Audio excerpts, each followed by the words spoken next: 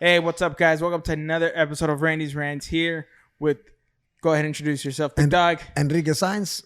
Nice to be here. Thank you, Randy, for having me here, brother. No, Appreciate you're welcome, you, man.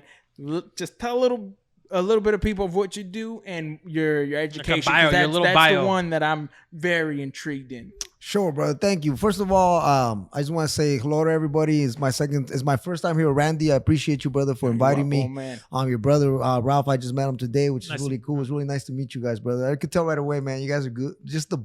In Spanish, we say "tiene la sangre livianita." Yeah, you can feel it, brothers, on both of you guys right away, man. So it's an We're honor pretty being hippies, here. man. Yeah, it's an honor being here, Carlitos. So, thank you for having me. My name's Enrique. I'm one of us. I'm one of all of us, man. That's how I like to start. I'm one of us. I'm not nothing special. I don't think I'm better than anybody at all. I went through my struggles. I come from Mexico. I was born in Mexico. My jefitos brought me here when I was about 9 years old. What part? Chihuahua, Mexico. Oh, okay. Yeah, Chihuahua, We're Mexico. from Durango. That's right yes, north. sir. Yes, Right sir. under you. Norteños, Yeah. Simón, Carlitos. So, a little bit about my background is I'm not the guy that came from a silver platter. We come from a low poverty, low income, very low income in levels of education, really nobody in any of my generations back in my last name or my mother's last name have any type of degree, you know what I mean? Mm-hmm. And so for me to be here is just an honor. I have two sons, Diego and Quentin. I have a daughter named Vanessa. She's beautiful. She's doing her thing. And she graduated Fresno State. She's living in San Diego, just living it, man. And she's the one little human being in this world that I know loves me with this unconditional love. She's the one that helped me break through an addiction. So I'm an ex-drug addict, ex-gangbanger. I made some really bad choices, man. But, again, it's the upbringing. It's the way we're being taught or the way we're being treated at home, that sometimes, really impacts our behavior or the way we deal with things. So fast forwarding, man, I ended up going to Fresno State. I graduated high school, Tulare Western High School. It's time. Yeah, and then I ended up at Fresno State, man, at the age of 17. I don't know what the fuck I was doing out there, to be honest with you guys. Yeah. I didn't want to go. I remember my mama taking me to a lot of counselors, like, to talk to me, because all I wanted to do was work and like help my parents out, pay bills. That's what's my goal. Graduate high school, go to work, pay bills. In high school, I always started school like 3 months late. Because I always worked graveyard. I mean the walnut season. Yeah. And so it starts around August. September, right. October. Yeah. So I was always gone, man. So my senior year, I remember going to school, and I remember the counselors didn't want to allow me to come to school. They wanted me to go on home studies.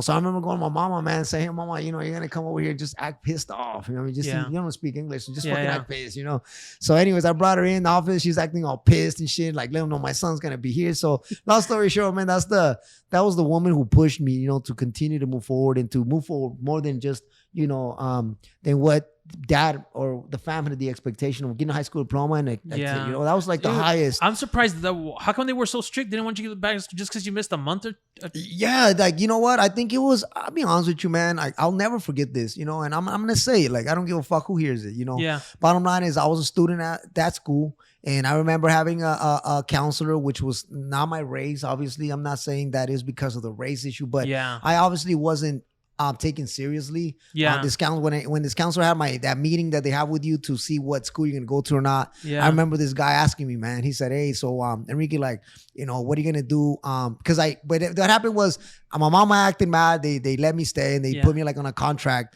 and if on my senior year, and if I did well, caught up, then I could stay. If not, home studies. So I kicked ass. You know what I mean? I kicked ass. I got back on track, and they were like, "Oh my god, like, we were able to get back on track." And so, long story short, when I had that meeting with that counselor following that, he was like, "Hey, well, we didn't think you're gonna be able to catch up, but you did. So what do you plan on doing after this, Enrique?" And I said, "Oh, I don't know, maybe COS. Like, I just threw that in there."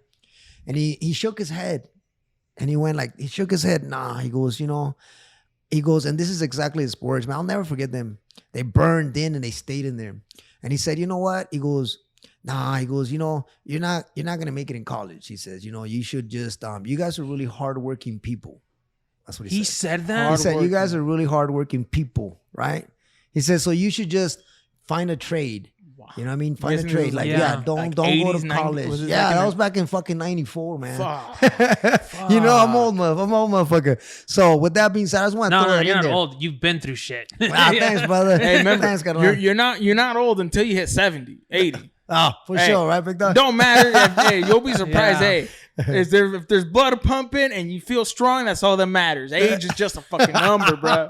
I agree, brothers. Fast forward a little more, man. I went to college. I ended up there. I didn't know what the fuck I was doing. I didn't know what career I wanted. I really didn't know, man. So, you know, it's pretty much a lot of us that go to college don't really know what we're doing. I mean, we're fucking 18 years old, 17 years old, you know? Yeah, you don't know what you want to do with your life. A lot of people in college actually change their majors. Like, a lot. Like, most of my people, my friends, they're like, started with one, switch to another, switch to another. I changed mine. You know what I mean? And I'm gonna go back and finish here soon. You know but what? I changed mine. You know what's crazy about that counselor thing? When I was in high school, like the first week, my counselor, I thought he was really badass. He was really nice. He was a Spanish teacher, really nice. Because in high school we had one counselor through 4 years. Then on the last day of like our, you know, we're about to graduate.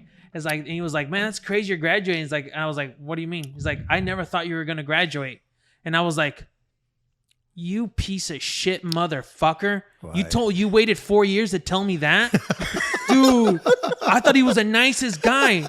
Literally know this guy was probably shitting on me behind my back. And he told me on the last day. I was like, But maybe motherfucker. maybe he was honestly more surprised and grateful because he was like, bro, I'm gonna be honest, man. Maybe because each year he saw that you were still getting on the road, but he thought you were gonna mess up. I'd say that I was like the class clown a little bit. Okay. But damn, come on. think There was a little another bit. white guy that was funny. As funnier as Is he me. minimizing it? Is he saying a little bit? There's another guy that was as funnier as me. So I was kind of the class clown, and this other guy was the class clown. And I guarantee you, he probably didn't say like, "Oh, I'm surprised you didn't graduate." Right, And he waited the last. Hold up, let me finish. Let me finish. Wait 4 years on the last day of graduation. He tells me that.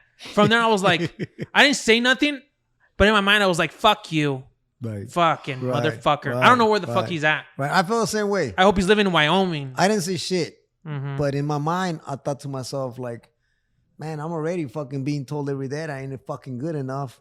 But now this motherfucker's telling me I'm not good enough. You know what I mean? His motherfucker's telling me that I should just go to work and fuck college. You know what I mean? I mean, I already think about it, the damage, man. I already didn't want to go to fucking college. Yeah. And a motherfucker professional that's supposed to be there to guide me and help me. everyone out. And it's telling us that we can fucking do it. Or that, you know, we never thought you were going to fucking graduate. What a fucking passive aggressive motherfucker that was, right? Yeah, Yeah, bro. Oh, I'm just man. like, Did you know where he lived? No. Fucking throw some dead roadkill in his You know lawn or what, though, something. big dog? I can't wait to be assigned a kiddo in that school. Yeah. To go back as a therapist to go visit that kiddo in the school, man. Because that's what I do. I go to schools to visit my kiddos, my clients, and so I can't wait, man. Because I know that I've been there as a mental rehab specialist, the position before I got now. I went over there, man, as that position, which is pretty cool, right? I'm in there like, oh, motherfuckers thought I wasn't gonna make it, huh? But now, man, I can't wait to go there. Not because that motherfucker's gonna be there, but because I want to know that feeling that I'm gonna feel when I walk through those fucking doors, knowing that I'm a therapist now. and You came from the same place. You too, were from that same school. You were told this, and now you're coming in, being a guy, a hand. That's right, big. To the kid. Helping. I'd be surprised to be like, there's a lot of people say like, oh, teachers all do good. Yeah, teachers all do good, but there's always that 1% of those fucking motherfuckers. They're just like, they have their own shit they're worrying, and they take it out, like put down in other people just for their own insecurities. And that leads to what, to what I'm thinking is, there's assholes of every color, man. Assholes come in every color, brother. Seriously, that's serio. Carnalito. And sometimes even the ones that are around us, man, or those sharks, man. That's something that I've been learning. We learn about that shit. But no, man, most definitely, I am. That's why I'm so grateful, man, for you to have me here. Just, you know what? If I could if only one listener fucking hears me out, man, and then it say, man, I could fucking do something like that, like, then we did something, right, bro? We did something. This shit, we made an impact in the motherfucking world. That's my theory, man.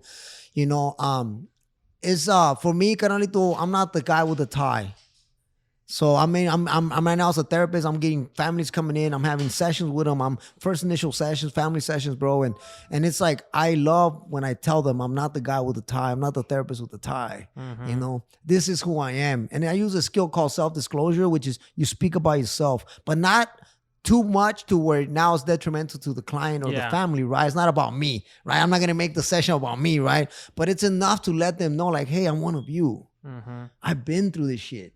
So when I get probation youth, it's like, oh, well, gangs, well, I've been there. Oh, the drugs, well, I've been there. Oh, alcohol, I've been there. Well, my father was a dick. Well, so was mine. Oh, well, I didn't have that either. You know what I mean? I was poor, so was I. You know what I mean, carnalito? So I think that's why I'm so grateful that I went through that whole fucking circle, man. I'm 46. I fell into a deep depression, man. Deep depression, which was the deep drug addiction, right? And that was because I'm going to be honest with you guys. Now I see it, but in the moment I didn't, obviously, right? No, I don't think no one sees it when they're there. I was victimizing myself, man. I was feeling sorry for myself for every bullshit that I went through, for how shit was, and for how shit was fucked up for me. Shit's fucked up for everybody. Yeah. We all go through shit. We all go through struggles. Even the people inherit millions go through some shit. Even those motherfuckers are unhappy. You know what I'm saying? That's depressing. You know, millions and depressed. You know what I mean, carnalito?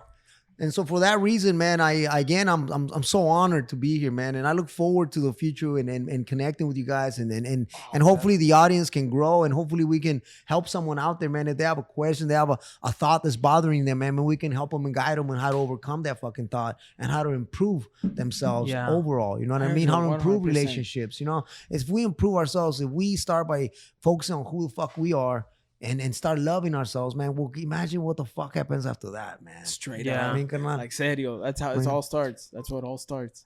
I have a question. So if you're giving this therapist, like you're like a patient therapist for people, right? Yeah. I have a question, but you can't prescribe people like prescription medicine? Yeah, no, you know what, carnalito? That would be a psychiatrist. Psychiatrist. Yeah. Oh, okay. So that would be a psychiatrist. Oh, so they're when they bump them up. So that would be like a psychiatrist or maybe like some type of psychologist with like a doctorate degree that has license to give medication, something like that. But usually it'll be therapist and then the psychiatrist would be then it's all the different teams, right? Psychiatrists with nurses. Right. And then it's us with like mental rehab specialists and other team members, whatever. So it's basically the therapy is the utilization of verbal communication, right? By asking questions, right? I can't tell you what to do. If I tell you what to do, you're gonna be like, man, fuck you. Yeah. But if I ask you about shit and I trigger some shit and you start exploring in that mind and you start connecting dots, right? Yeah. It's like, oh fuck, man, every time I drink, I feel fucking hungover and I miss work. Right? Or instead of, man, my fucking boss is a dick. Every time I go, he's fucking on my ass. Well, motherfucker, maybe if you're not hungover and show up late, maybe he won't fucking be on you. Does that make sense, dog? But in our thought, we're like, oh no, he's an asshole. He treats me like shit. He don't like me. And if we believe that, guess what's gonna happen? That's exactly what's happening, dude. Yeah. You know what I mean? Yeah. But in reality, it's not that. It's the fact that motherfucker's showing up late and he's hungover as fuck. So the boss is really tired of his ass and he's on his ass. Does that make sense, carnal? Yeah, totally, 100%. and so that's why, for me, man, this journey, going through the addiction, and during that addiction, man, I fell deeper because when one of my brothers was murdered, my brother in Tulare, it was a home invasion, man. And it's me, rest in peace, man. And thank you, brother. Was he your older? It's my carnalito, man. Yeah, my brother, man. So, you know what?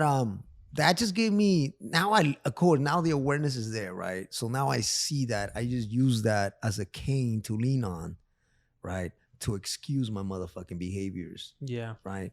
Because I'm not gonna lie to you, fucking getting doped up was fun at the beginning. It was partying and fraternities and chicks and you name it, man. It was fucking crazy. It's a fraternity shit, college, university level shit. But everything that, like it rises in that type of bullshit, drug dealing or not, it's always gonna, took 10 years to build and it crumbled within months. So we're doing dumb shit. We're getting ourselves into bad situations and it caught up, And so I woke up one day, man. I just realized that it was time to honor my brother's memory, man. And so that was the thought. Remember the team's thoughts, right? That was the thought that I held on to. I created a thought in my head that if he was here, he'd be with his son and his daughter, the daughter that I baptized.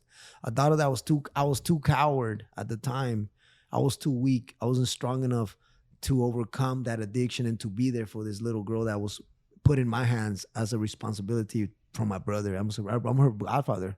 So I'm always going to have to carry this with me, man, but I'm not going to, back then I didn't know how to process this stuff. So it was eating me up. So that was another reason to drink more and do more dope, right? I'm feeling sorry for myself. I let people down. I failed my brother's murdered. So, after changing that thought process, it's like, hey, you know what? I need to fucking honor my brother's memory. So, okay, so you know what, brother? I failed you, man. But I'm here now. And I'm going to live the rest of my life honoring your memory, man, and do the very best that I can. And if someday his daughter wants to connect with me, I'm here. And if someday his son wants to connect with me, I'm here. And I'm not going to, bug them in their life where they're at. They're doing well and they're happy, and I want to leave it like that. But I do want to say that, man, I want to be transparent, right, big dogs, with the audience. I want everybody to know that I'm not perfect. I'm full of mistakes. I'm human, right? But that's what makes us who we are. And the only way we fucking learn is we learn through mistakes. We learn through experiences in life, right, brother? And so that's why for me, man, again, if anybody out there, man, that's listening and, they spread the word to someone else, let them know, man, like, look, there's this motherfucker on the mic right now that really wants to share the shit that has helped him turn his life around. I mean, I just want to share it because it's there, right, brother? And it's like, why would I not want to share something that has helped me become a better human being, a better son, a better father, right? A better brother, bro. Everything, man. And it all starts with the thoughts. It starts with being mindful who the fuck we are. And it does, because I know for me, where my kind of life started kind of changing was I stopped victimizing myself. I stopped feeling sorry for myself. Then it just clicked, like, bro, I gotta get to fucking work. Like I remember the first change was when one of my buddies got me onto podcasts. Okay. That was the very first one. Because I started listening to people in there, so I started gaining more knowledge. You're welcome. Not you. Oh, fuck it you. wasn't you, bro. I'll put you on podcast if I'm not mistaken. But he's like, why you have to throw that shit in there? That was one. So it gave me a different mindset. And then another big change that happened to me was when I went to Vegas. Okay. And it's not what people think, like going to party and all that. No. All I did was, you remember? Yeah, well, I was telling you you gotta come. We went to the boxing expo. I didn't want to go. But they're he was like, just go. Like a workaholic. Like, he was working so much. I could see that he was. At the moment, that was before. That's still before. I wasn't working as much as I did. Yeah, but you became worse after that. I became worse than that day. Okay. But like, I started like as soon as in I a good went way, there, not in a bad way. It was like we went to the mall. We walked the mall. We went to the Louis Vuitton store, Versace, and I was like, seeing some guy walk in there, just picking out what he wants. I was like, man, I fucking want that. It's like, I don't want to buy. But his thing of like, he knows he can buy it and it's not gonna ruin him. Just people can say it's like, oh, you want me? It's like, no, it's just I just want that financial freedom. That financial freedom can be maybe just 100,000 in a year. It doesn't have to be big, but I wanted to know, like, you know what? I want to be able to maybe buy that for my mom, buy that for my sister, buy something for my brothers or something. Like, be like that one. Be like, you know what? This ain't gonna hurt me. Right. That was another day that. As soon as I got back, looked for a second job. By within 1 week, I'm already working like 70 hours, and I kept that same schedule for like almost 2 to 3 years now. Wow. Yeah. And that was one. But now, he had to calm down a little bit. He was working too much. It got bad at a time because you work too much and you don't sleep too much. Right. You don't take care of your body. What happens? Self-care, right? Yeah. Right. You don't do that self-care. Right. Anxiety started kicking in. I started to feel like shit, depressed. I was like, wondering, like, bro, what's going on? I was living a little bit too much in the future while looking also into the past. Right. So a lot of my depression was I was thinking too much of the past. Right. A lot of my anxiety was I was living too much in the future without really working what I want. So I was like, you know what? I'm gonna clear my mindset. Right. I'm gonna just take it day by day. And one of my favorite sayings that I say is greatness is one day at a time. It's not thinking what are you gonna do in a week. It's just you take it the day you live. You strive to do something great that day. Right. And it doesn't even have to be work. It doesn't have to be, it can be you were a greater person to somebody. You were a greater father. You were a greater brother. You were there. And again, I'm still learning a lot more. Like, this is just, I noticed, like, when I was working too much, like, hey, bro, I gotta dial it down. I gotta do some self-care. I gotta start taking care of myself. Right. It's burnout, right? It hit like burnout. You hit a burnout, and like it goes good for a little bit, but then you gotta realize, like, fuck, sometimes it's like a program. You got to upgrade a new software to keep it running, because that old software is starting to run down, it's starting to glitch, and it's not working. So let's see what other knowledge can we add. I was gonna say, I have a question. So all the families and people you've dealt with like that, like all the ones what do you think do you see common in all the situations you've seen? That's a good question, man. You know, without breaking confidentiality, because I'm not talking about any specific case. But in general, yeah, for sure. In general, like, is it drug addiction or just family problems? It's definitely, man. Relationship issues, man, for sure. Obviously, drugs are a big part of it, right? Because if parents were doping up and now the kiddos are with the grandparents, right? Or the parents are coming in and out of their lives. The kiddos are doing okay. Then the parents come in their life. Then they leave again. And the kiddos regress. I mean, you know, one of the things that I notice a lot is a lot of these young men and young girls, man, they're missing their dads. You know what I mean? They don't have dads. The majority of moms that are coming in to bring these kiddos for these services. So it's the dads, man, that are not involved. You know, it's like the same conversation that we had when we were having that conversation with Eric and Daniel. You know, it's that missing piece, man. So imagine a puzzle in front of you, and right in the center is missing a main piece, man. That's the dad, or that's the relationship with mom. You know, sometimes moms are working. Sometimes dads are just working. Sometimes it's just the fact, like you said earlier, Carnalito, they just don't know, right? They're doing their best. They're working their asses off. To them, it's, hey, man, I'm providing for my children. I want them to, this comes from their culture as well, right? We live in Visalia, man. Majority is Hispanics, right? We live in the valley. So the majority of families are Hispanic, and I get assigned a lot of Hispanic families because I'm bilingual, gracias a Dios. You know, I'm bilingual, so fluent, you know what I mean? So that gives me that extra edge to work with families that are, you know, monolingual, and they come from a culture that's totally different from here, and they see very things different. And very different, Carnito. So they, you know, I get it's one of those things where it's like, again, it's the awareness, man. And so, you know, for me, it's like this whole journey. And what I was sharing earlier about, like, hey, if one person tells the other person, like, hey, look, Randy has this fucking badass podcast happening right now, and there's this guy and his brother, and we're learning some cool shit together, and, you know, exploring shit. Like right now, you were talking about living for worrying about the future and living in the past, right? How do we fix that? It's called mindfulness. Yes. What is mindfulness? Mindfulness is the ability to stay in the here and now. It's about staying focused here, right now. It's not about thinking about fucking 5 years from now. What am I going to do with my fucking life? How am I going to buy a car? It's not about thinking 5-10 years ago, like my dad treated me like shit and he was an asshole. And no, man, if we visit those thoughts, how are we going to feel? We're going to feel like shit. Right. Those same emotions come back. That's right, Carnalito. Right, clicking anxiety and all that stuff, yeah. Exactly. And so a lot of these kiddos, man, they're dealing with that shit because, you know, it's depression, you know. Like I said, moms, dads might be working, but then you have that dysfunctional family dynamic, you know. There's no communication. Everybody's fucking yelling at each other. Mm-hmm. That's the way certain families fucking function. Yeah, that's you know, or dysfunction. How you were saying. Yeah. But you don't know, like our parents don't know like a lot of this. So that was another thing where, like, as I got older, I you know, started thinking, like, my brother says, like, dude, our parents did one of the best things and the hardest things to do is leave their home country for a place they don't know nothing, just to give us a better life. You know, sometimes my mom will get sad and I'll tell her, like, Mom, you did the number one thing, I got the rest. Don't worry about anything else that you couldn't provide maybe a better future. That's not your job. Because at the same time, I'm also spiritual. I'm like, we're at where life wants us to be. Right. So there's only so much you can do, Mom, where life is going to be like, hey, your kid has to go through this road.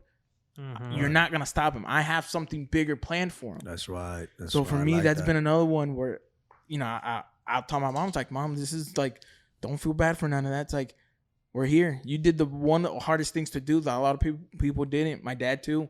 My dad got caught like 30 times by Border Patrol. Mm-hmm. He was going to do a year in prison. Yeah. But they ended up taking in his best friend who they thought was him, which is a funny story because they weren't even friends at the time until they realized that wasn't my dad. They took him out, and somehow him and my dad and him ended up working and being best friends at a plant. That's crazy. In Oregon. That's a fucking crazy how life works. It was a life trip, but that's how life works, man. Yeah. So for me, that was one change, and I'm just like, just being that mindfulness. Right. Being able to see, like, you know what? There's a bigger picture. The moment you don't see yourself as the picture and you see it more as a whole, you realize a little bit more and you become grateful. Right. For the smallest thing. Right. Exactly. I want to ask you your opinion. Sure. When you see any of like the children or like the teenagers you talk to like that, do you think some of that anxiety thing is just basically how they are viewing things through social media? You know what, brother? I don't know the statistics, but I do know that one of the primary triggers of anxiety is social media. Yeah. Instagram, TikTok. Primary. Like, I'm talking about the anxiety levels, the levels of anxiety just rise through the fucking roof, man. And that's because of the social media, man. You know, you got these children who are low income families, man, right? They don't got the threads, they don't got the clothes, they don't got the shoes, but they're looking at these fucking Instagram shit and they're looking at these people with this fucking badass shoes and this badass bodies and this badass bullshit that is so fucking fake.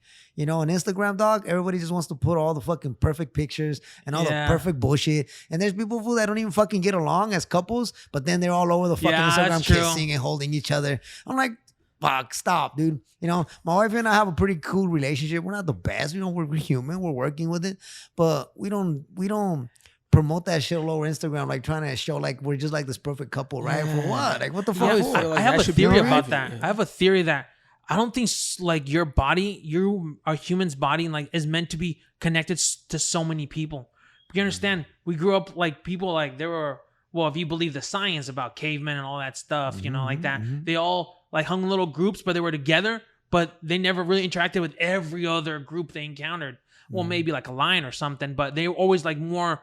I always say you shouldn't be connected to people that much. Like, live your family's your family, like that. But don't try to be, hey, what's this person up to? What's that person up to? Like, too much, because that will just end up like it'll get to you. Well, we can start up there. We can start like what happens. I believe is that we start kind of living through others. You know, we want to live through others, right? We want to meet other people's expectations, and that's when we, you know, like I last time I was talking and I made some comments about my brother-in-law, which he's a cool dude. You know, I was like, can you please erase that shit? But you know, I didn't mean it like to talk shit about him. I mean it in a different way, like. An example. His life and your life. Yes, two different things. Yes, exactly, my brother. An example, you know, I just, we have my dog, man. Her name's Maya. She just got sick on me. And they had to amputate her toe. Long story short, these fucking vets, I know they fucking do that shit. They know what the fuck they're doing. Oh, yeah, here's some pills. And it might go away. Bring her back 3 days later. Shut the fuck up. Is it really going to go away in 3 fucking days? Big ass fucking cyst on her fucking paw, bro. Come on, bro. $400. I go back. They check up. Oh, well, you know what? It may not be, it may be, we could amputate it, but I suggest you guys try this first. There's another 300, 400 fucking bucks. I'm thinking, fuck, dude. Damn, dude, why didn't you should have gone old school. I'm thinking my family in Mexico, dog. You know what I mean, big dog? And yes, I was thinking that too, carnalito, but I'll be honest with you, man. That's the change. I know my carnal right now was talking about change, and you remember these specific stages of change. Well, I was a motherfucker who didn't give a fuck about animals. And I didn't give a fuck about him. I'll kick him, punch him, whatever fuck. I was an idiot. Yes, I did do that shit. And I apologize because I was an asshole. Yeah. But that's because I wasn't just an asshole. I was an angry motherfucker that was taking all that shit that was poison that was being thrown at me from my pops. And I was fucking pushing that in wherever I could fucking break and hurt, right? And that's how it all begins, right? So my thing now is, dog, look at the change, man. I'm fucking paying fucking all this money, dog. Believe me, I'm pissed off, but I had to pay, and I did it. Yeah. My dog fucking sat in front of me, and I have a herniated disc, man. I was 201. Right now I'm 175. I lost about fucking 30-something pounds of fucking muscle. You know, and it was devastating because it took me a long time to look like that, to get like that. Yeah. And long story short, man, this dog of mine, she's a Labrador, man. So when I got her, man, this dog, when I was going through that journey 2017, nobody was there with me but her, man, by my side 24/7. Oh, so you were like, you felt like my lawyer, man. She's my dog, man, you know. So to me, she's my family, you know. So believe me, man, I was already making plans. I was gonna go put her to sleep, and then I just thought about it, man. She looked at me, bro, and like she just looked at me, like telling me, like, "Hey, pops, like I ain't fucking ready to go. That's my like, bro, don't toe, you dare, don't you cut my dare, fucking toe off, you know, big dog." So, anyways, the reason why I say I know Sequoias is up there, but don't take me on that car ride, bro. And say, you know what, carnal, that's the reason why I brought that up, because here I am, the guy that would look at other people that will spend money on their dogs and say, what a fucking idiot.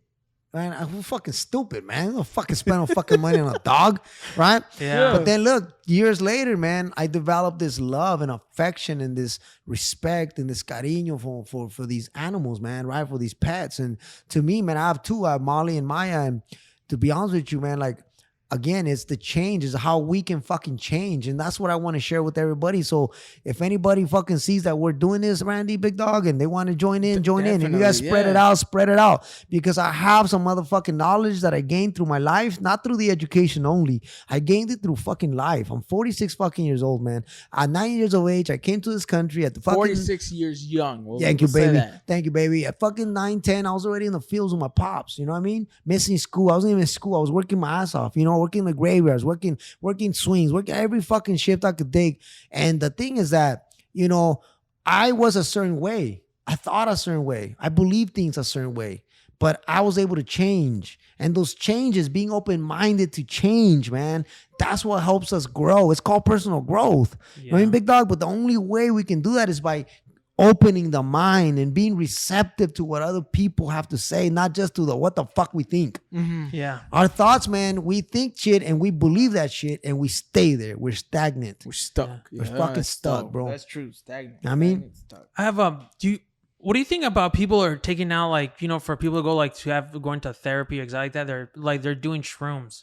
What do you think about that new, like the new age of they're like, saying, yeah, I want to study it. Because I've heard they're giving now I think it's mushrooms to like soldiers of Iraq. Yeah. To deal with their PTSD. Like I think San Francisco, they're doing that. You know what, big dog? I would love to hit that question again next time we hang out, because I'm gonna research. When I something intrigues me, I research it.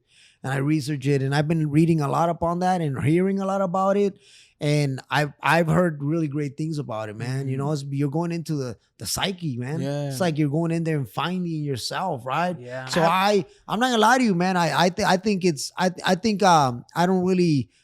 say that I do it or I practice or I've seen it or not, but I can say that I do believe that shit is pretty fucking effective. I just have to look honestly, into it. Honestly, I wouldn't doubt it either. I say there's any disease or something on Earth can be cured, something from Earth.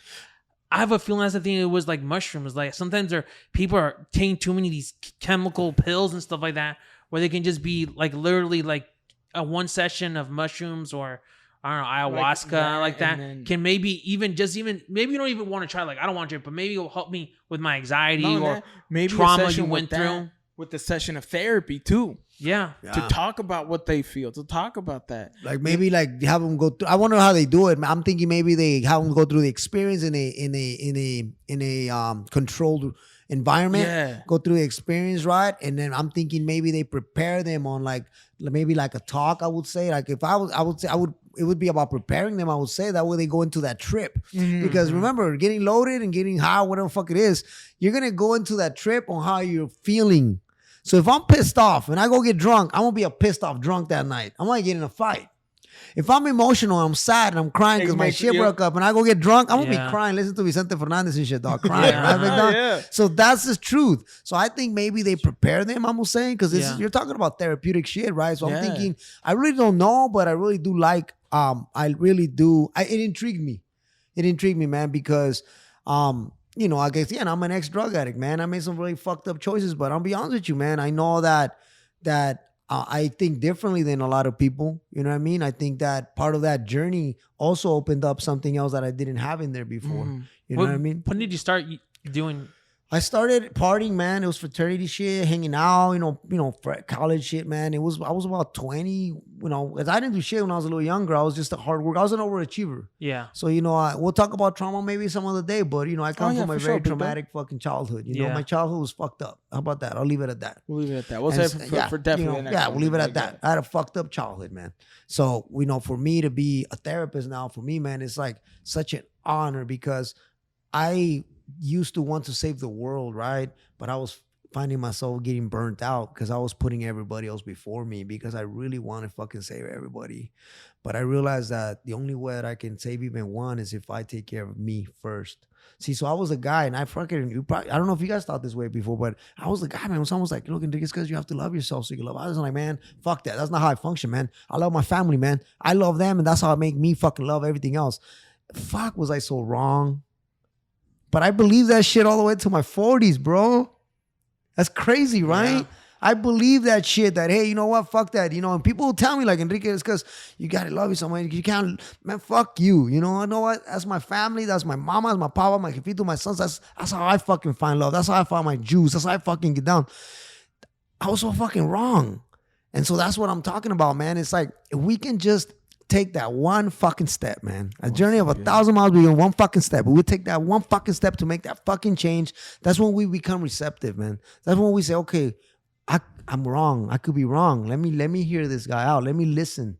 Let me learn something, right? So for me, man, thinking that way and believing that way, man, like I always believed it. But guess what? As long as I believed that, I always put myself last. So whether it was through work, whether it was through helping others, whether it was I always made my what did I say? Like I fucking thinned out. And I took everything from me to where, you know, I started hitting walls in my own motherfucking life, right? So in other words, what I started doing was I started opening my mind to the importance of self-care and to how it is that I can be better, right? And so with that being said, man, that's when I started seeing my growth and my personal changes, when I was able to break away from that black box way of thinking, man. Little black box, bro. And all the thoughts of the way we think, it's in there only. And so imagine the motherfuckers that break through that black box and fucking think outside the way you, Randy, talk, the way you, Carolito, that's thinking outside the box. You know what I mean? And that's what gives us personal growth, is the ability to be receptive, wanting to. I have a question. Are you working also with homeless people? You know, Carolito, or just families? Just families and children. Families, yeah, children. It's a clinical setting. So it's just like a fucking hospital, bro. It's like a clinic. You go to a clinic if you fucked up your shoulder, you go see a doctor. Right? You go to reception area, you sign in, they call you in, you go in at your time, whatnot. Same fucking thing, but this is mental health. Mm-hmm. And so the difference is that there's a stigma in fucking mental health. And so I'll give you an example. There could be a parent, for example, that has a kiddo who's fucking hella depressed and going through a bunch of shit, right? And going through all this trauma, whatnot. And the kiddo can't focus. The kiddo can't do well. The kiddo is rebelling. The kiddo's acting, you know, behavioral issues, obviously, right? Fighting, whatnot, arguing with mom or dad or whoever the fuck. But the parents want them to go to school and do good in school. And the parents' worry is like, it's because they're going to fall behind in school. And I need them to do good in school.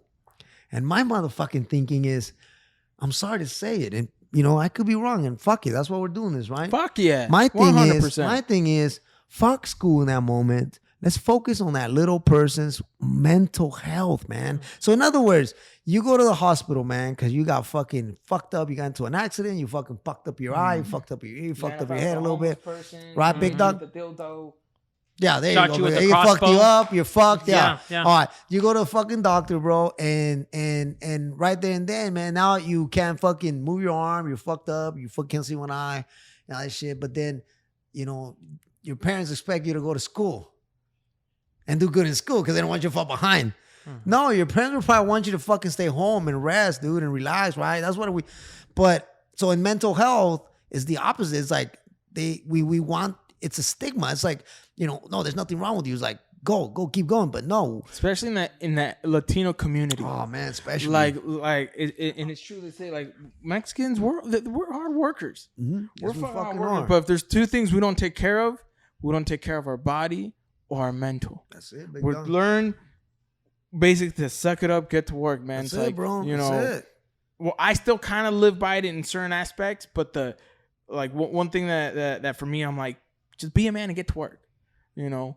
And it's not like how people think. For me, it's more like if I find myself complaining about something that's small, you know, where it's really my fault, but I'm putting the blame on somebody, I use that like, no, what the fuck? Be a man, get to work, figure it out, move on. That's it. And for Latinos, for us, it's more like, bro, get to work. It's like, no, that don't exist. Like whatever it is, figure it out. Do good in this. That's what you need to do. And what we call that, big dog, is just we're brushing We're brushing it under the rock, bro. And it comes up again through other things because a lot of people are like that. Like a lot of we know a lot of our uncles. I know the people's uncles. They're very hard work, but that shit hits the weekend and they're freaking loaded, drunk, like 100%. And it's like for those 2 days, like they're so drunk, like they're trying to forget that, like they're in their own little things, like this one old gentleman told me he's like any time you see someone constantly drunk, it's not most of the time you say, oh, I like being drunk. No, is that they don't want to be themselves or be in that situation for that moment. Ah, man, we're escaping. Yeah, we're avoiding. That's what he told me. I was like, avoidance, escaping, emotional blocking. These are all fucking terms. I don't interrupt you, but these are all fucking terms, and these are the things that we do. Like I said, I had a fucked up childhood, man. Growing up, my pops fucking left us when we were little, man, for a couple fucking years, right? We were fucking poor as fuck, dude. My mama was always gone, working, right? In a pinches maquinarias, which is American factories that are in Mexico, right? Yeah. And they pay them a fucking dime. They pay them, my tia was making like, I think 900 pesos every week, which is like fucking what? $50, like $60? $60, yeah. Come on, carnal, a week? Right? The jeans that they sell on the other side. Yeah. Or for fucking auto parts, right, big dog? Auto parts, big exactly. one. Auto parts is a big one. You know what I mean? And so the thing is that, growing up like that, man, poor as fuck, staying with abuelita, we don't have no fucking television. We don't have no fucking running water, bro. We don't have no fucking food. We don't have a fridge. I grew up without a fridge. My brother now, carnalito, he's 4 years younger than me, 3.5. His name's Miguel. I love that motherfucker, man. I love my little brothers, man. And so this motherfucker, I'm really close to him, and he struggles, man, with the anxiety, man. It's something that kicks his ass. But let me rephrase that. It's something that tries to kick his ass, but it doesn't. He continues to push forward. He continues to fucking kick ass, and I'm really proud of him, man. That's awesome, man. And he moved in with me for a little bit, and he was very receptive, man. I was going through a master's program, everything I was learning, I was like, fucking, hey, bro, like, check it out. Hey, and so I was over here fucking asking him questions, guiding, mapping, and so I was learning, practicing with him, man. So he broke through a lot of cognitive distortions, man. He broke through a lot of distorted thoughts, and that's what creates this shit. Like what you just said right now, Big Dog, is when we have these we create distorted thoughts, and these distorted thoughts impact our behavior, impact the way we deal with things. So an example, I dropped out of fucking college when I was in my fucking 26, 24, 25. My brother was murdered when I was 25, 26. I was done, dude. I was an addict. I became a worse addict. I just kept going down fucking hill, and it got worse and worse. And so when I started changing, I made those changes, started fighting to make the changes. I still had these distorted thoughts, and my distorted thoughts were like, Enrique, you have a record, and you know what, you're never gonna be able to finish. Don't. You know what? I want to go to school. Nah, fuck that. It's a distorted thought. Nah, fuck that, man. You know what? Like, you're gonna fail, man. You're gonna fail, and you already failed once. You're gonna fail again, and you're gonna let everybody down. Like, fuck that. Don't even do it. So that kept me from going back. So I kept myself from fucking going back to school, bro, to fucking finish, because I had this thought that I was gonna fail. I was a fear. And that's what anxiety is. It's a fear of fears. It's a fear of situations. Fears. Right? It's a fear of fears. So imagine, bro, how powerful that is. Fear of fears. Like, you have fear of fears. Like that, just the word, I love saying it. Fear of fears. Like, fuck, dude, that's impacting, bro. So a lot of us that we're dealing with anxiety, I've been dealing with anxiety for 10 fucking years, man. Sometimes I'm sitting there in my office, bro, and I'm about to meet the new family. Boom, that motherfucker kicks in, bro. But I've learned a lot of coping skills, like a lot of coping mechanisms, effective techniques that help me. And one of my favorites, man, it's called positive self-talks and affirmations. That's a coping skill. And what that is we all have an inner speech. We have an inner voice. All of us do. That inner voice can be a fucking little devil on the side, or it could be the little angel on the motherfucking side, right? Depending on the situation. Exactly. Bro. Yeah, you're fucked. You have two devils. Fuck. Yeah, dog. And that's when you're having negative self-talks. So everything, Big Dog, is like, wow, like if I do that, then shit's gonna go like this. Well, my dad wants me to do this, but it's because he don't care about me. That's why he's doing it. Well, my fucking teacher don't like me, so fuck it. I ain't gonna do nothing at school. It's like all these negative self-talks. You know what? I want to go to the gym, but like, it's fucking stupid. People there just staring at me. Like, no, motherfucker, nobody's looking at you. You know what I'm saying? Yeah. So these negative self-talks. And even like, because I still find myself doing that. One way that I break through it is I'll slap myself once or twice and be like, what the fuck are you doing, bro? You get the fuck out there. do this fucking shit. Do what you gotta do, finish with it, and move on to the next one. I think it also depends on the situation. Whether people have survivor's guilt. That's also too. Like I was watching what's it called? I was watching this one thing about this one rapper got shot up. Everyone in the car passed away, but except him, and he was like the first one to get shot, like hit first. And I was like, man, that guy must have the worst survivor's guilt, knowing that like for problems, maybe his problems or the problems of his friends. Like everyone in his car, his brother and 2 friends passed away. Yeah, I think that's the one that's like, or like getting like an accident, you survive and someone else passed. Like, I wonder if that thing is like way more like double the anxiety. Well, I think that becomes traumatic. So that would be a traumatic experience. So then therefore that's when the brain is basically impacted, right? So trauma is like, I would say kind of like, I don't want to quote this, but it's kind of like an equivalent of getting hit with a bat on the head, right? Or you're going through this experience like you just said, and you hit it right on the money, bro. Like it's the experiences themselves, right? And so, I was talking about the CBT triangle like the last time I was here. It's cognitive behavioral triangle, right? Mm-hmm. And what this triangle is at the top peak of the triangle is thoughts. On the left side of the triangle is feelings, and on the right side of the triangle, it's behavior. So our thoughts, as we were talking earlier, it all begins with our thoughts, right? And our thoughts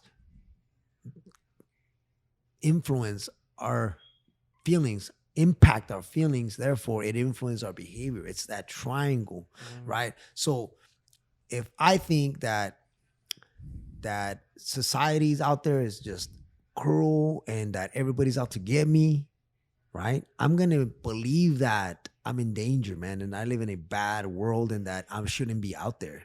So my emotions are going to be fear and sadness and anger probably towards society.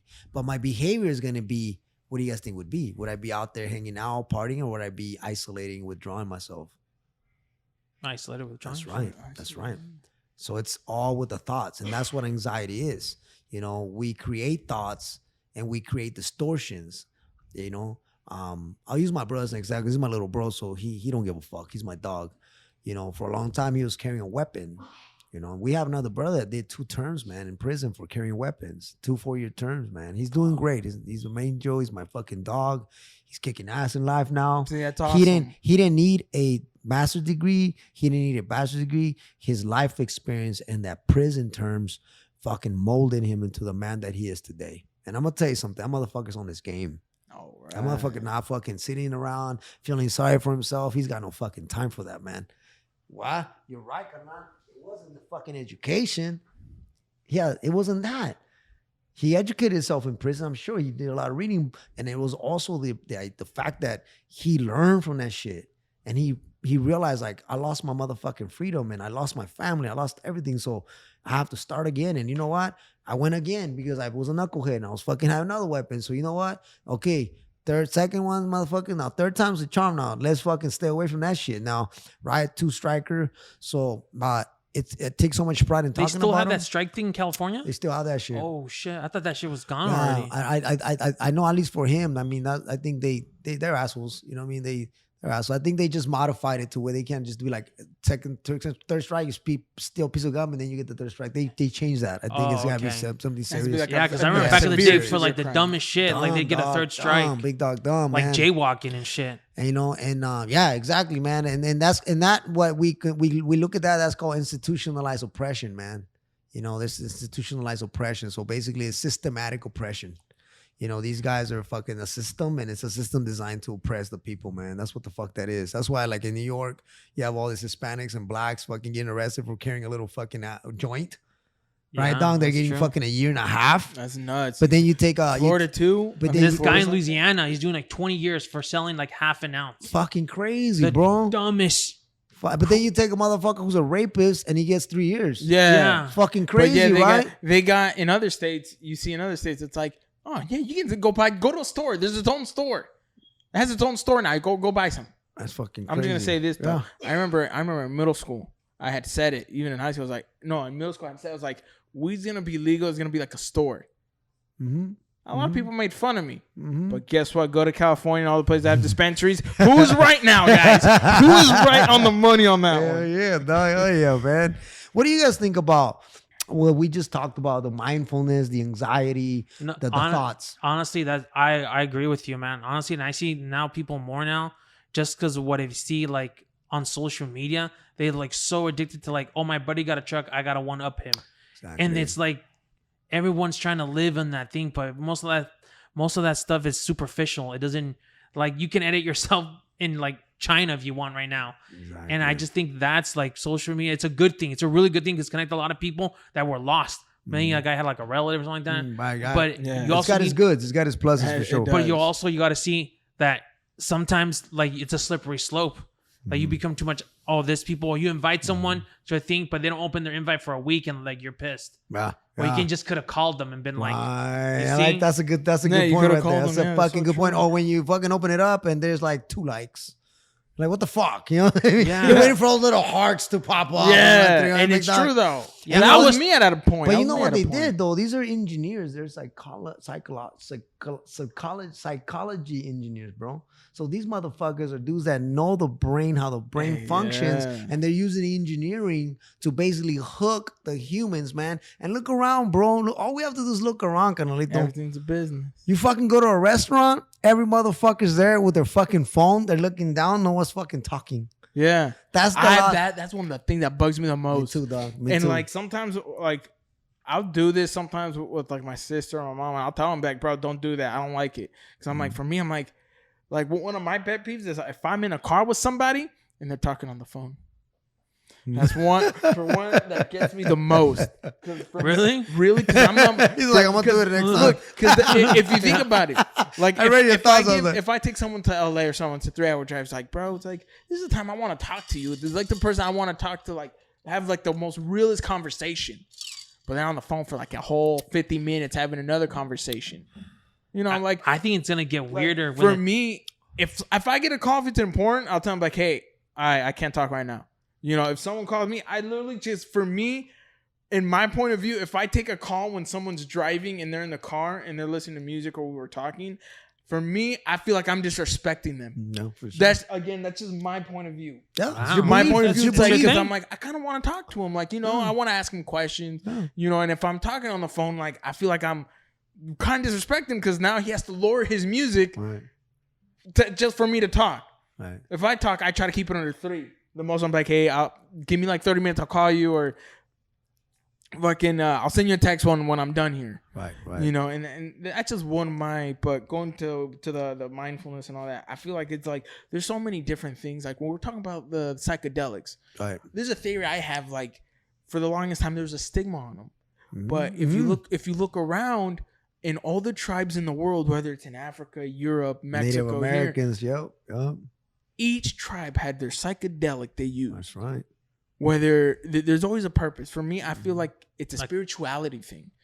I feel people have lost their spirituality, so they don't have that connection. So they feel they're missing something, so they use social media. They use something else to fill that void. Right. But it can't be filled. I feel for me, it's a spirituality can't be filled. You can't feel that. Right. You know, you have to make that connection. Like I'm very. You can say I'm very religious or you can just say spiritual. I don't go to church because I got my own, you know, I have my own connection with God. Yeah, you're spiritual. But, you know, I see things very, very different when it comes to that, you know, because even in religion, there's a stigma on religion, you know, because it's true. Like it was created by man. It is this. But if you take that man part, if you take that and you look at religion as a philosophy, does your view change on religion now? Because all our world that we live in, even in politics, bases on philosophy. Whether it's Aristotle, Thucydides, you got Marxism, you also got communism, you got so many things that kind of branch off from philosophy. Right. Now you do with religion the same thing. You don't look at a religion, you look at it as a philosophy on how you can live your life to be a better person, to be a balanced person, how to help your friend, how to love yourself. Right. How to properly do certain things, how to live life. If you look at it that way, then, you know, because you can look at any philosopher and take out the bad from him. Right. You can be like, oh, he's wrong for this person. But it's like, is there really a wrong or right? Because if you look at multiple philosophers, you know, this is one example that I like to use. One philosopher says, no, man is born good. It's his surroundings that turn him bad. Another philosopher says, no, man is born stagnant. he's neither good nor bad. It's his experiences that turn him one or the other. Another one says, no, man is born bad. Are they which one's wrong, which one's right? Right. There's no wrong or right answer. It's just depending from the telescope you view it. That's right. Perspectives. So if you have a perspective that in reality where like it's not wrong. Mm-hmm. It's just you got to change the lens you got to see it from. Remember, thoughts, beliefs, emotions, behavior. Thoughts. In the middle, the belief. Right? We all have beliefs, man. We all have beliefs. We believe in shit. We believe in things. Therefore, it's very difficult for me to come to you and convince you that you're wrong of the way you're looking at something. Does that make sense, Big Dog? Yeah, I get it. Makes sense. That's why therapy is not us telling you guys what to think and what to do. That's not what therapy is. Therapy is me asking you guys questions, asking my clients questions that help them connect these dots. We're exploring with them, right? We're exploring, like right now, like we're exploring religion and spirituality, and we're exploring how we think about it. And honestly, when you said it like that, it made me think, because I'm not religious. I refuse to be religious. My sister's a pastor. My brother-in-law's a pastor. My mama, my father, my sister, my older sister, my other sister. So my two sisters, my two brother-in-laws, my mom, my dad, all the little kids, they're all religious. So for like 10 years, they didn't fucking want to do birthdays. They didn't fucking want to do holidays. They didn't want to do Christmas. Were they Jehovah's Witness? They were Jehovah's? No, they're Christians, bro. What? Yeah, really? Yeah. Right? What? That's right. I thought the holiday was only for like Jehovah's Witnesses people. No, that's what I thought too, man. But man, was I fucking wrong?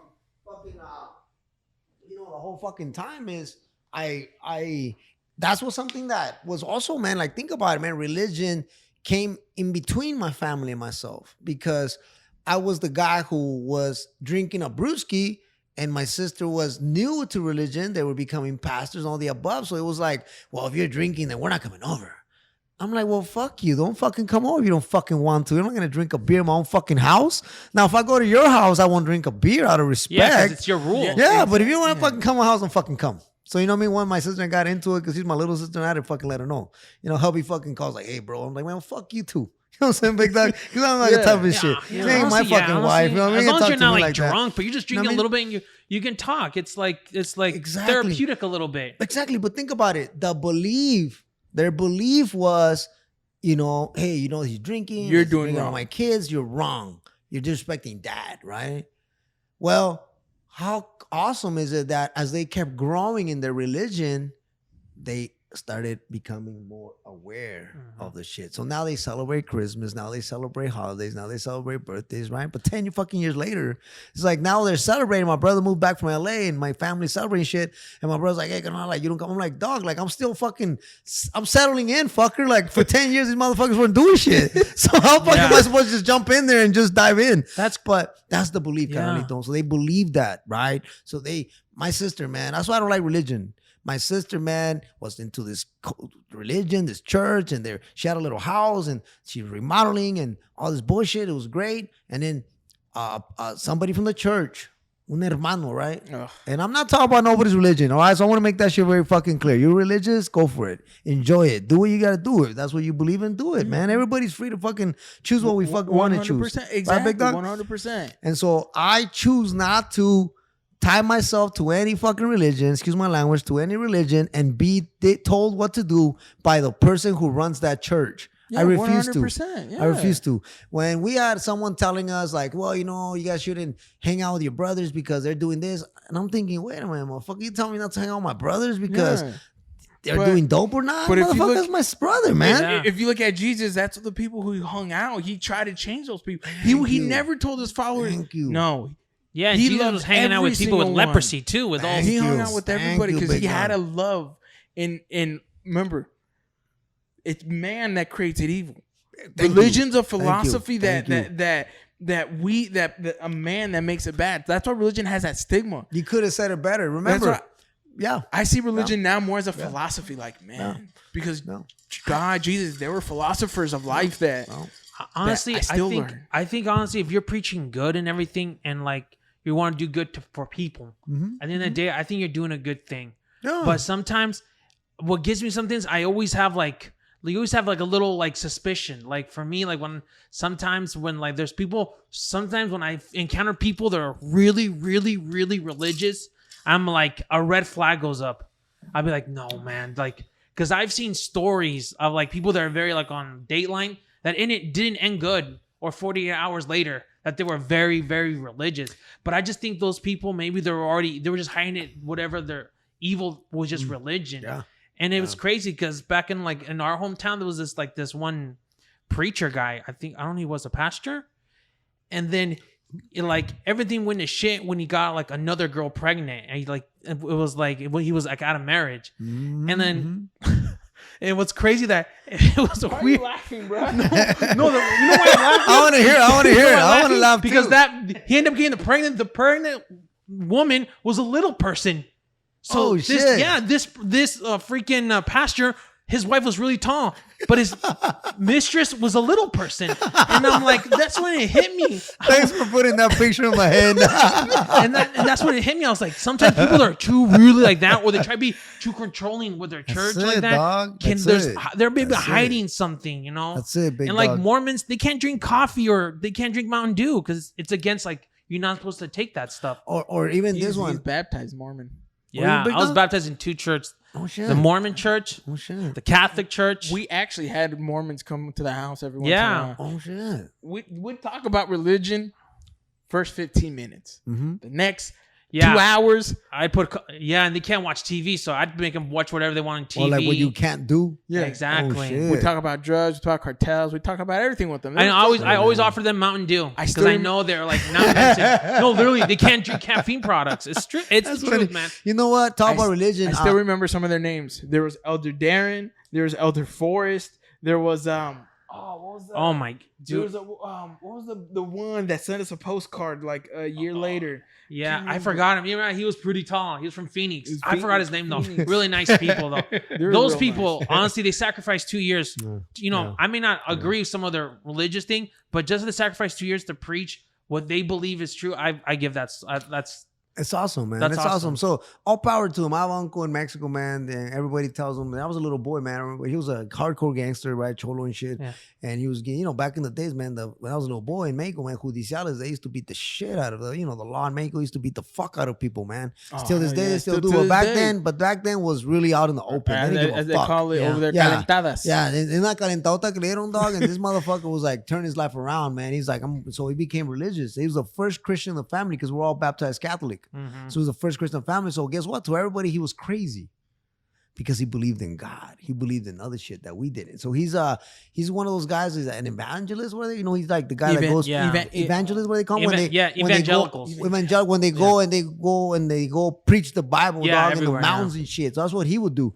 So anyways, long story short, man, I remember as a little boy, like how the uncles and everybody else would make fun of him, man. They thought he was like just some fucking crazy dude, right? Because this is what he believed. Right? I was watching this other fucking show, man, recently, and I told my wife, man, you know what? Man, I wish I could voice that shit. And I was like, well, you know what? Fuck it. If there's one listener, will listen to this shit. Ohio. She's watching this fucking show on TV right now. And I just walked by and I'm like, what are you watching? He's like, what was this? And I'm like, what the fuck?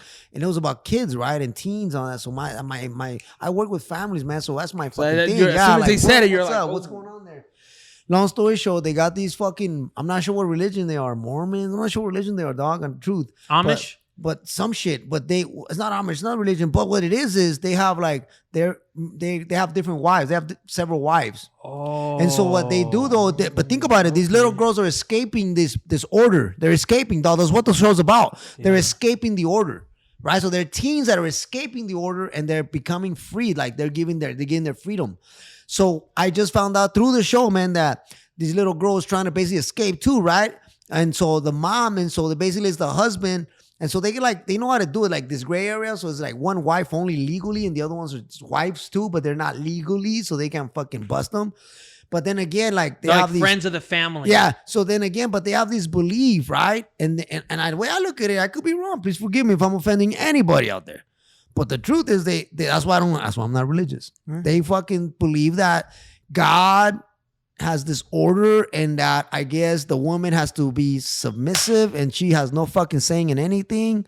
And so the man, there's this one man and he's the voice of God. So the husband, the father of that family, the husband, the guy that's married, he's the guy that's the leader of the order or whatnot. And so this motherfucker is basically saying like, oh yeah, I'm God's voice.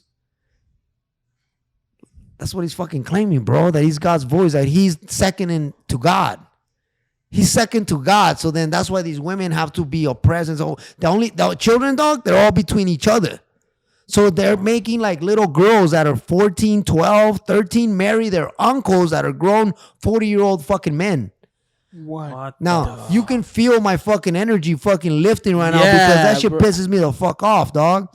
Because this is fucking religion we're talking about. And the state of Ohio or the government or whatever the fuck you want to call it, they can't do shit about it because it's religion. Does that make sense? Yeah. And so they showed in the show, man, I was intrigued. I was watching that shit with my girl and I'm like, and then they show this fucking thing where one of the girls trying to escape, right? And so they go to the cops. The girls go to the cops. They take her and they go to the cops telling, hey, you know, she wants to leave and this, and the cops, they can't do shit about it. And so to me, it's like, holy fuck, that's how powerful this shit is, right? I'm sure there's politicians in there and all the bullshit because that's how it works. But to me, that's the reason why I don't believe in religion. And again, it's my belief because my thoughts are what? You know, religious bullshit. So my emotions that connect to religion is, I don't believe in this shit. I don't really like this fucking shit. I don't have no love for that shit. So my behavior is, I'm not going to church. But you believe, of course, you believe in God, oh, right? Of course. I believe in God. I'm spiritual, big dog. I'm spiritual. There's a difference between religious and being spiritual. So being religious, carnal, means you affiliate with the religion. You believe in religions. You follow what the priests say. You go and to their fundraisers. And you go and confess to a man. And, you know, religion, you know, you go to church. My sister had this pastor. The church broke up about 4 different times. She had a pastor. And then this pastor, bro, he was fucking telling her basically like, blah, blah, blah, her house. And so a brother from the church told her like, hey, you know, I'm in real estate. I'll help you. You know what my advice was? Hey, carnalita, don't mix fucking religion with business, mija. You know what happened? She lost her house, bro. Ugh. She lost her house. So it left a bitter taste in my mouth. Now for her, it didn't. She's loyal to her religion, man. She's loyal to God. So to her, it's her religion. She's God. That's what her beliefs. Her thoughts is, I'm going to get saved by God. I'm going to heaven. So her love, her belief is, I believe in God. Nothing's going to take that away from her. Her reaction, her emotion, how it connects, those thoughts connect to love, passion. Her behavior is, I'm loyal. I'm going to go to church every fucking Sunday and I'm going to be the best person that I can be. And she's an amazing, her name's Laura's my older sister. She's a year older than me. She's my little sister still. I call her that. She is probably one of the most tender and most nicest and most caring human beings that I've ever met, man, in my life. I'm not saying that she's my sister. I say that with trueness, man. You know, and so I learned to respect her religion and what she believes in and everything else. I'm saying, big dog, because 100%. She believes it so much, man. Even though she lost the house, even though she almost lost her, she is that fucking loyal. So I'm like you. I admire that shit. You know what I mean? It's just my experiences in life.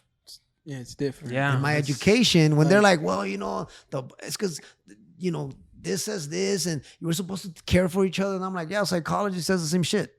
Well, yeah, but you know, we're supposed to think like, well, that's what psychology speaks to. You know what I'm saying, big dog? So it's like the shit that religion is telling you, psychology is speaking the same shit. You know what I mean? Yeah. So to me, it's like, okay, you know what? Let me be respectful of people who false what I say. If I offend anyone, please forgive me. It's not my objective.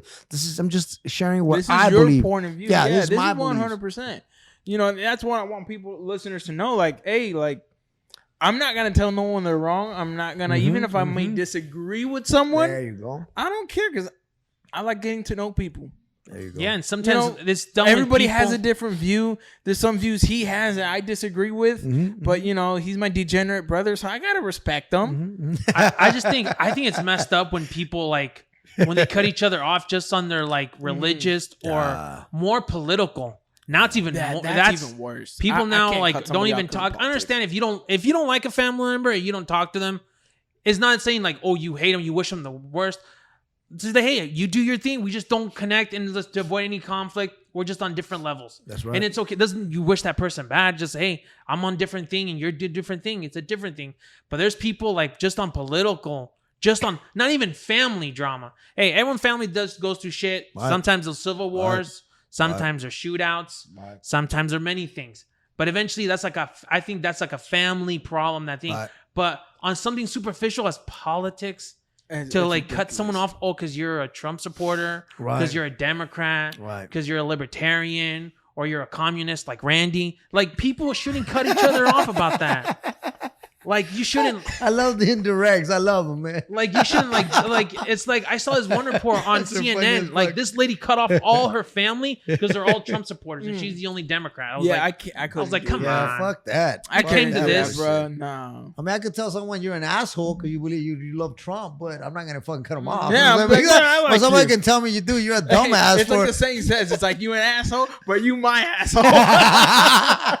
it's true. You know. I love your point, though. It's a great point, big dog. I love that, what you're saying, man. I got one more question for you, Enrique, before we cut it. Sure. What's up? Radio, because we're talking about religion and spiritual, you know, because I got my favorite Bible story is one that I look to every time when I feel like I'm having a bad day. All right, baby. What's up? Which one is this one? What's yours? I'll tell you mine now. Okay. Do you have one? You know what? One that just pops right on top of my mind right away, big dog, is the story of Job. Is it Job? Job. Yeah. Job, right? Job. With the boils where they had everything and they took it away from That's mine. Okay, That's mine. That's a good one. That's mine. I'll tell you why. Because there came a point in my life where I had no home. Came a point in my life where I had nowhere to go. Came a point in my life where my father stopped talking to me. Came a point in my life where my mother and my sisters would rather have my brother-in-law at the house than me. And this is because I heard them. I mean, big dog, I was there in the back. They didn't fucking know I was there. And I heard them. They were going to have a barbecue. Like, well, who should we think we should invite? Because me and my brother-in-law weren't fucking seeing eye to eye at that time. We were fucking both addicts. So obviously we're fucking up. And I remember them like, well, you know, we should just invite Armando. You know what I mean? My brother-in-law. And I was like, I just remember walking in, bro, like pretend like I didn't even hear nothing. Like, if you thought, you know, I just want to take off. And they were kind of like, oh, like, you could tell, like, fuck, I hope he didn't hear us. But you know, I heard it, you know? I remember coming to my dad and saying, hey, Dad, like, look at me. I'm fucked up, man. I need you, Dad. Help me. Let me stay here. You know, I need a place to stay. And his answer was, fuck no. Quiero que te vayas de aquí. Es una mala influencia para nosotros hijos. Vete a la chingada de aquí ahorita mismo.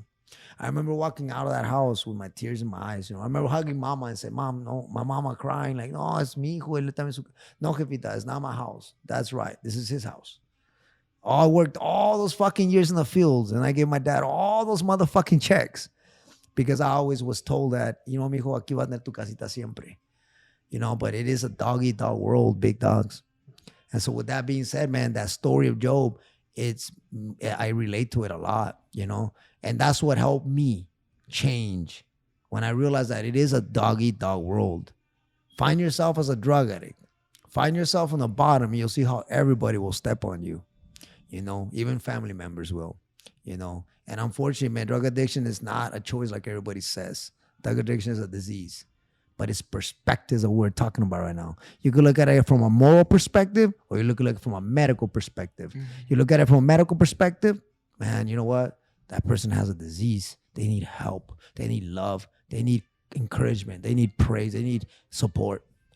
You look at it from a moral perspective, that motherfucker don't give a fuck about his kids. He's a piece of shit. Fuck him. They choose to do. You know what I'm saying, big dog? With that being said, man, remember, I was an expert at victimization. I was an expert at feeling sorry for myself. And that's what led me to my behavior was, let me use that. Let me this though, because I was blocking. I was avoiding. I was emotionally blocking everything. I was numbing all my pain. I was numbing all my emotional pain, right? With the dope. That story, man, reminds me a lot because he never lost his faith. Even though I hit bottom at that level, I never lost that feeling of that I could do this, that I could lift myself back up. Even though everybody told me that I was going to make it, my own girl told me that I was too weak, that I was too weak-minded. I was never going to overcome the addiction. I love my girl, but this is the words that came from her mouth, but I understand why now. Back then I didn't, but now I do because now I know what families go through when they're dealing with a drug addict, man. Yeah. It's not easy on the families, man. It's a toll on the families. So with that being said, I'm grateful that I have my family. I'm grateful that I have my extended family, which is my parents, my jefito, my brothers. But I'm so grateful that God kept my family by somehow or another. You know, of course I lost them temporarily, but I was able to gain them back, you know. And so for me, man, again, it's the perspective of how we look at things, man, right? And so for me, man, I look at that story of Job, and I tell myself, you know what? Like, God took everything from him, man, except his life. So I think that God gave me that same taste. You know, he took everything from me, and he let me taste what that felt like, and I never want to go there again. So for me, man, you know, my perspective had changed. It wasn't no one's fault but mine. And the fact of the matter is that those are decisions that I made. You know, whether my father raised me a certain way or not, my father's a great man. I love him with all my heart.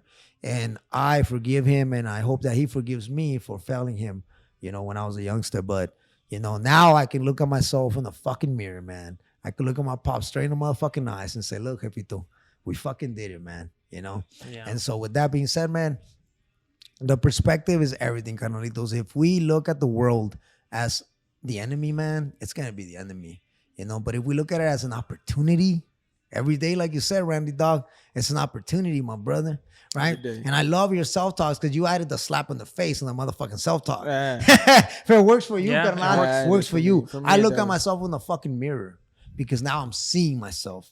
And you know what I say? Oh, what, motherfucker? So you're having all this fun at Fresno State, huh, fool? Partying and shit, doing dope, having it all, right, dog? Fuck, spending all your financial aid on fucking beer and alcohol and drugs, right, motherfucker? But now you're complaining because your car's fucking breaking down. Shut the fuck up, fix the flat, and let's go. Let's go. You know what I'm saying, big dog? Mm-hmm. And so I guess that's my message to everybody too, man. I'm an ex-drug addict, 10 years in the motherfucking dope. I hit bottom. I was homeless. I lost my green card. I lost my license. I didn't have a place to live. I didn't have nowhere to go. I was staying in the fucking cemetery, bro, with my brother that was murdered. That's where I would stay. I would stay the night there, man, until I lifted myself up, big dog, right? I shook myself off. I dusted myself off, and I said, let's fucking go. And I set the goal, man.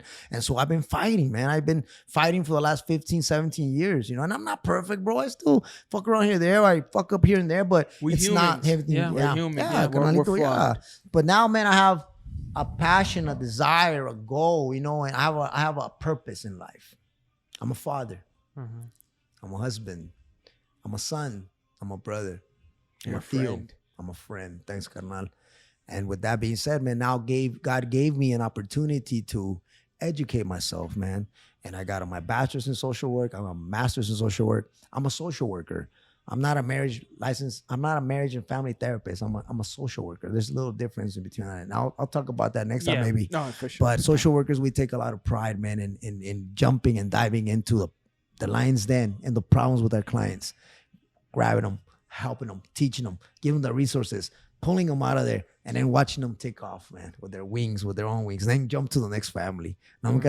So, yeah, carnalito, thank you for asking me that question, man. It made me think a lot about my life, and I just reflected on it right now, man, and I feel really fucking good because, you know, right now, Randy, Big Dog, you, Rob Miguel, you guys reminded me of where I come from, man. You know, I come from nothing, and this is who I am. I'm not going to be that therapist who thinks I'm better than anybody else.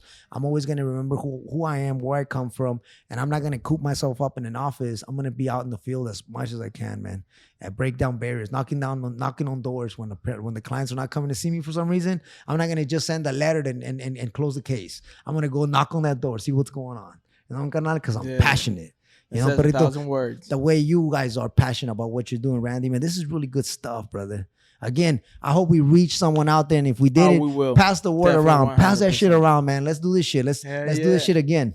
Ralph, what's your favorite Bible story? I think my favorite Bible story, I gotta say, when the apostles were in the ship, you know, when the thing was calm and then everything was going like they're gonna drown. They're like, we need Jesus to come, like this. Someone save us because we're going down.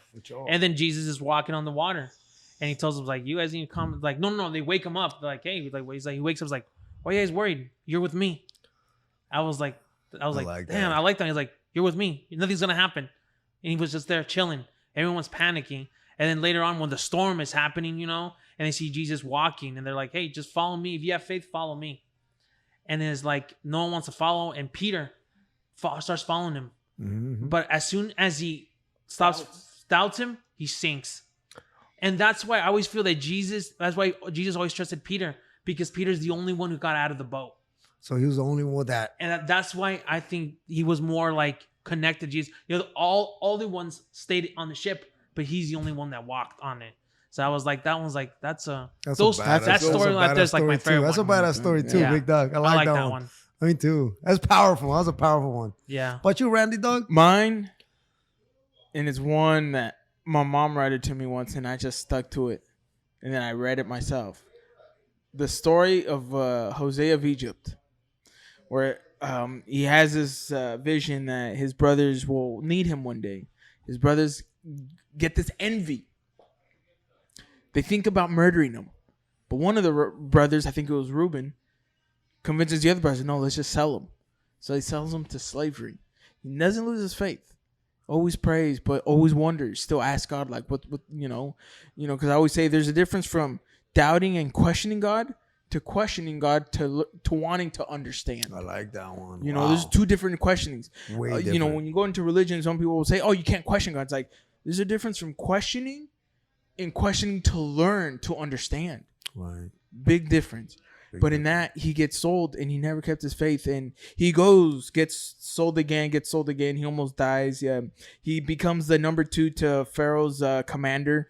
But the Pharaoh's commander wife ends up telling him, like, hey, he raped me. But when in reality, she was just trying to fuck him. Mm. So he tells that to the Pharaoh's commander. Commander sends him back to the prison. He's there. He meets 2 guys. They have a dream because he was always prophetic. He can, like, interpret dreams. One guy has a dream. One was a baker. The other, I forgot what he was. But he tells one guy what his dream meant. And the dream meant, I'm cutting it real short, so there's so much detail. For sure. He tells one guy, he's like, you're going to die in 7 days. You're going to be saved. 7 days comes. That guy, he has birds pecking at him. The other guy survives. But when he gets out, when he sees him, he tells him, like, how can I repay you? He's like, when you get out, remember me. Years pass before that guy remembers him. Then the Pharaoh ends up having a dream. He has a dream of 7 fat cows. Then 7 skinny cows eat the fat cows. He has a same dream again, but not with cows. I believe with stalks of wheat. Tells nobody can interpret these dreams. Not even the Pharaoh's priest. The baker gets wind of it and tells him, like, hey, I was in prison with a guy that interpreted my dream, and what he told both of us came to right. He goes to the Pharaoh. The Pharaoh tells him, it's like, what does this mean? He's like, the 7 fat cows mean 7 years of abundance. The 7 skinny cows mean the seven years of drought. He becomes the Pharaoh's number 2 to create silos for food. And for me, a lot of people, I've asked multiple people what that meant. Yeah. A lot of people, everybody always told me the same thing. Mm-hmm. Oh, for me, it means be nice to everyone, because you never know who's going to be the number 1. But for me, my meaning to that story was sometimes God has a journey for you that you can't escape for you to be great. Mm-hmm. Because if he wasn't sold to slavery by his brothers, if he didn't go through all that, how would he become the number 2 to Pharaoh?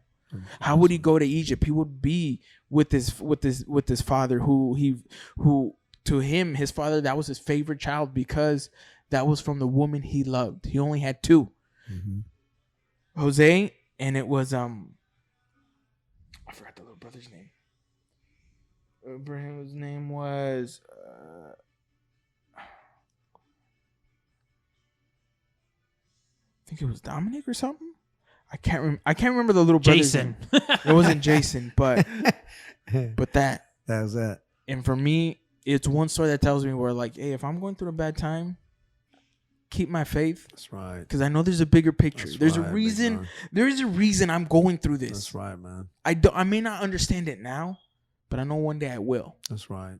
So for me, that's my favorite story. That's an awesome one, man. I love your translation of it. Man. It's solid, and it's really cool because it comes from within. So, other people see it differently because that's what they feel, right? But the way you see it, I think that's just an amazing way to look at that. We do go through trials and tribulations, man. You know what I told the family today? I said, I'm glad that I didn't finish school when I was 24, 25, 26, when I was supposed to finish school with a master's, right? Because I felt like I would have been like this ignorant prick that thought that was better than my brothers and sisters, right? Ignorant, just, I want an education, you fuckers don't, Now I don't ever feel that way, man. I don't feel better than anybody else. I'm not in front of you guys. I'm next to you guys. We're side to side, my brothers. That's 100% big dog. So, you know what? I love how you finished this. I want to say this. I love how you're wrapping up this podcast, because even though we express our thoughts and feelings and emotions or beliefs about religion, we have that right. But by the way we talk right now, it also shows that we have that in us, that, maybe we don't have a specific religion, but we have that faith and we have that love for God or Allah or Buddha or energy, whatever you want to call it, because everybody calls it different shit. My daughter calls it energy. And she is one of the most positive human beings in the world. She doesn't eat meat.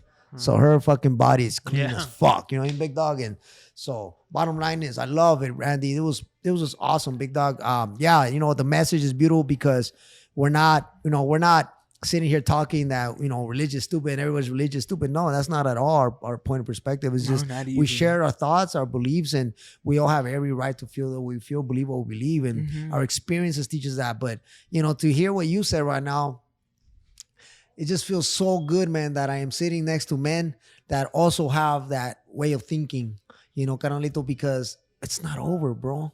This is only the fucking beginning. This is barely the beginning, bro. We're barely scratching the surface with this, baby. It's only the beginning, my brother. So, thanks to everybody for listening. Last message, if you want to tell the people something before we head out. Your Instagram, your YouTube. If you got an Instagram or whatever you're working on. You know what? I was thinking about it. Maybe you and I can get together, big dog. We can create a little Instagram account for myself, another one, and then we can do it. We can do all kinds of cool videos and throw some shit in there that we can teach, man. Maybe do some little setups with some writing behind us, or some cool little technology where we can bring up maybe like anxiety, the definition, some coping skills for it, depression definition, some coping skills for it. We can do something where it's just like how you help families. Yeah, we can do something like that. We'll definitely figure out something, big dog. Throw some parenting skills out there for young bucks that are pops and dads. I was a dad at a very young age, 19, 20. So I had no fucking idea how to be a dad, but maybe throw some parenting skills that will help relationship and effective interrelationship skills that help people get along, talk, communicate, right, big dog? So we could throw some skills at people that if they're willing to try, man. I know my life changed. You know what I mean? So I don't need to convince anyone. I don't need to convince myself. I already fucking see what this shit did for me. Right? So I guess the last thing I want to say is I just want to say I fucking talked too much already. And I just want to say thank you guys for having me, man. And for the audience, for everybody out there. If it's 1, if it's 10, if it's 100, if it's 1,000 or more, just know that everything that comes out is comes from the heart, and that I am no better than anybody else. I maintain my faith as well, even though I found myself with nothing. I didn't lose that piece that you just brought up, man. That was an awesome finish, big dog. So the last thing I want to say is, Canalito, it's an honor meeting you, my brother. Right away, Canalito, I took a liking to you, my bro. Right away, Canal. And your brother saying, man, thank you, Randy Dog, for having me. I look forward to next time. All right. Thank you guys. Thank you guys for joining the episode. Remember, Randy's Rants on YouTube. Also follow the IG, Randy's Rants podcast. Also got the Snapchat. I'll be having that up here soon. But greatness is one at a time. Love you guys. Thank you again. Bye. Peace.